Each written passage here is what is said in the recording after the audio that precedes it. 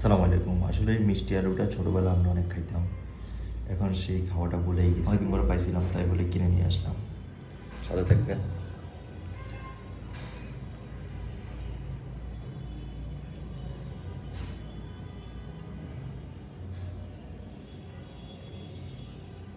এই মিষ্টি আলুটা আসলেই অনেক অনেক প্রোটিন আছে এতে।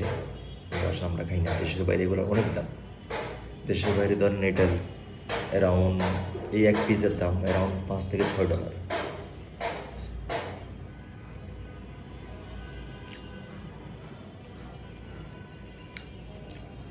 Really nice, really delicious and hygienic also. একটু গরম আছে বাট খুবই টেস্টি, খুবই। আমরা আসলে বাজারে ধরেন ফেক জিনিস খাইতে খাইতে কিছুদিন আগে আমি একটা ডিম খেয়েছিলাম, আমার কাছে মানে হাঁসের ডিম, বাট এটা আমার কাছে মনে হচ্ছে ফেক।